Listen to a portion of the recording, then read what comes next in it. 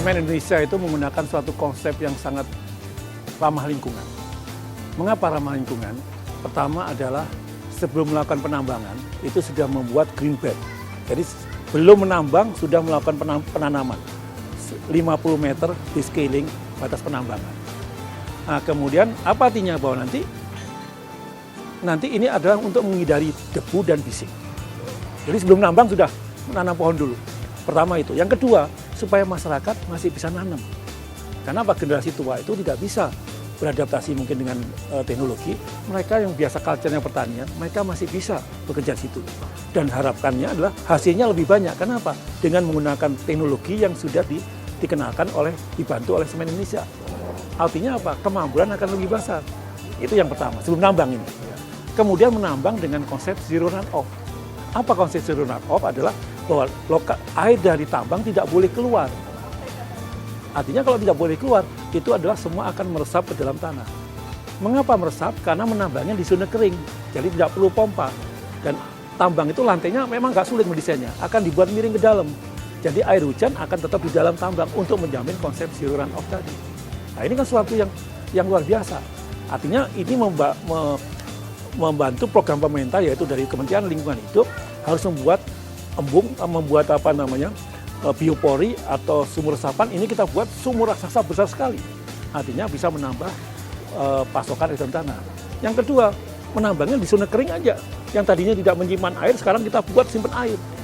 Untuk bisa masuk ke dalam tanah lebih besar. Kan lebih bagus ini. Nah, itu jatuh.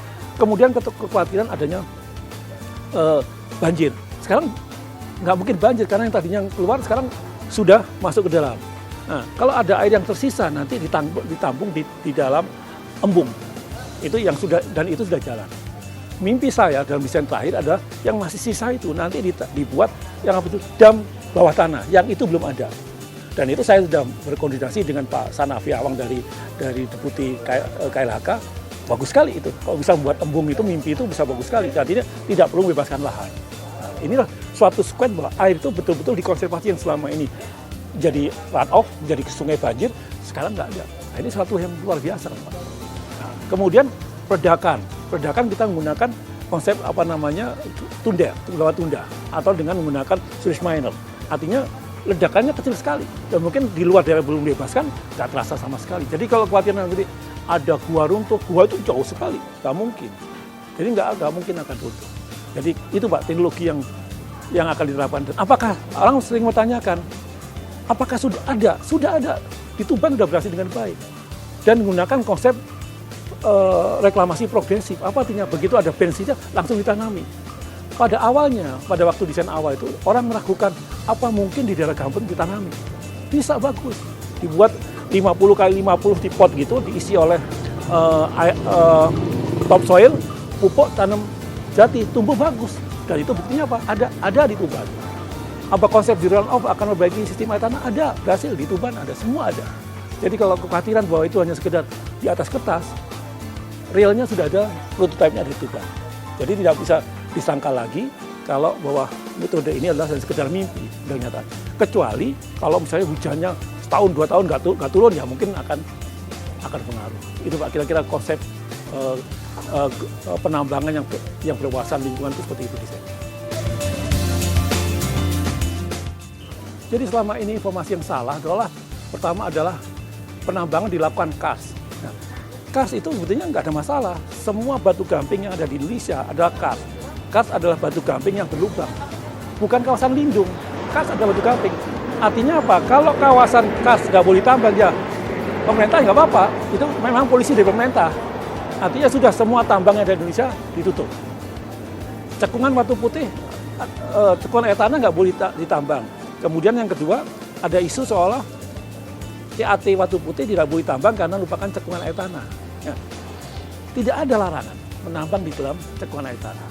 Kalau upama ini, pemerintah mengatakan, oke, cekungan Watu Putih nggak boleh tambang, Presiden mengatakan itu, ya sudah nggak apa-apa. Tapi yang kena dampak bukan Semen Indonesia, seluruh tambang seluruhnya. Ada 18 IUP, 250 hektar, berapa ribu orang yang ngerti. Semua akan berhenti. Dan dampaknya luar biasa lagi. Seluruh cekungan air tanah yang ada di Indonesia, yang ada tambangnya berhenti, termasuk Freeport, harus berhenti semua. Apakah kita mau jadi pengimpor bahan dengan 250 juta ini, pengimpor bahan tambang terbesar di dunia mungkin. Kalau memang kita nggak boleh nambang sama sekali. Kalau cekungan batu putih, cekungan air tanah itu dan kemudian batu putih tidak boleh melakukan penambangan. Ya. Itu mungkin perlu diluruskan dulu. Sampai saat ini, semen Indonesia belum pernah melakukan penambangan apapun. Pabrik ya memang sudah ada, tapi pabrik kan bukan di cekungan air tanah. Pak Gamping di cekungan air tanah, betul. Tapi belum pernah melakukan penambangan apapun. Tetapi isunya telah menjadi pencemaran. Nah, kenapa nggak ditanyakan 18 IUP yang sudah berjalan ini? Kenapa semen Indonesia yang belum sebelum apapun sudah diindikasi mencegah? Nah, itu saya nggak tahu dari mana. Yang jelas bagaimana dituduh melakukan pencemaran kalau belum ada kegiatan apapun di sana.